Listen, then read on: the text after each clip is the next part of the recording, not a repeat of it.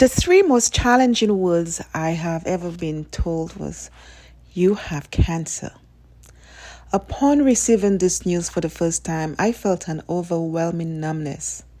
Just 2 months earlier, I had lost my mom to lung cancer, and I was still deep in my grief.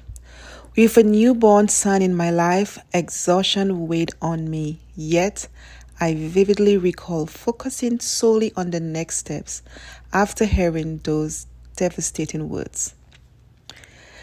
This time around, the second experience was dramatically different. So, this is how it all started.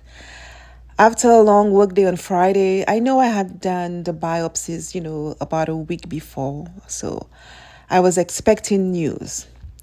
I returned home on Friday evening, settled in and get up for a relaxing weekend. I reclined on the couch with a glass of wine, ready to enjoy some Netflix while just chilling in a comfortable space for the next couple of days. Then I received this notification from my medical app, My Chart, that my test results were available. Though I wasn't sure why, I felt compelled to check it. I logged in anyway. On a Friday night, don't ever do this. I logged in anyway. As I read through the results that Friday evening, I encountered two words that made me drop my glass of wine.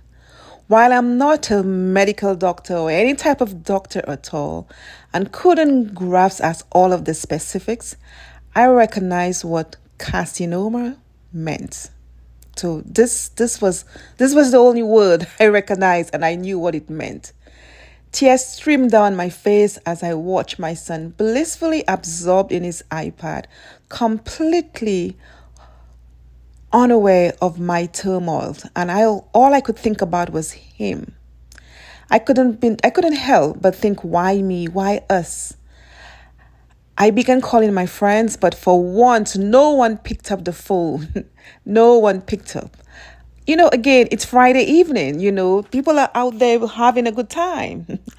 I started sending frantic text messages, pleading for them. Somebody return my call because I need to talk to someone.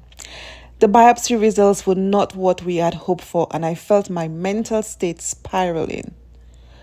What did this mean for me? It was Friday night, and I would have endured a whole weekend of uncertainty before I could speak with my doctor. The thought of those days stretched ahead, and it was suffocating.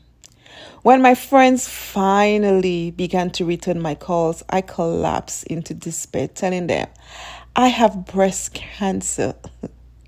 They questioned, "What did the doctor say and how did he inform me?" But all I could relay was the answer lay in my chart. It was in my chart. What stage, what type? I didn't know any of those things. But the presence of those two words, carcinoma and beyond lymph nodes, it said enough. My entire world had turned upside down in mere hours, leaving me feeling utterly adrift. In my desperation, I took a screenshot of the results and sent it to a friend whose family has a few doctors. She quickly responded with one of her son's response to the results. It said PET scan, chemotherapy, radiation, mastectomy. I felt a wave of numbness wash over me. This was all too real.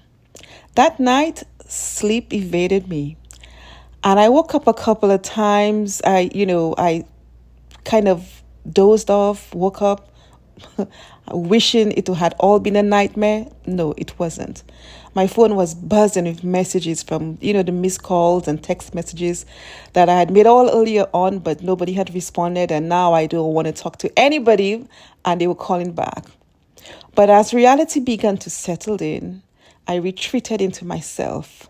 I booked a one-way flight to Atlanta after my girlfriend urged me not to take any chances and go get this taken care of.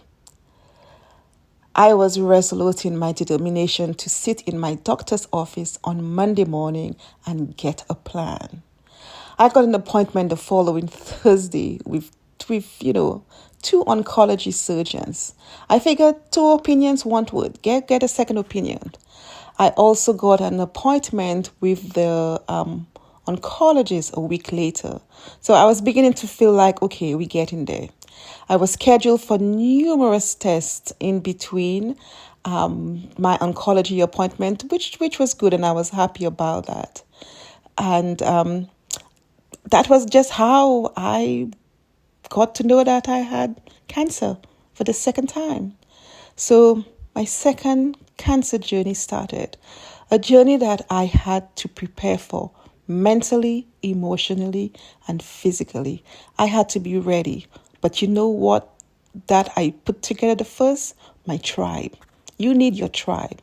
You need the tribe of people who will be there for you from day one, who will be your support, because you need it. I mean, I was there one time, I was married with a son, and I did have a tribe, but this one was different, and I was prepared. My tribe was going to be there for me.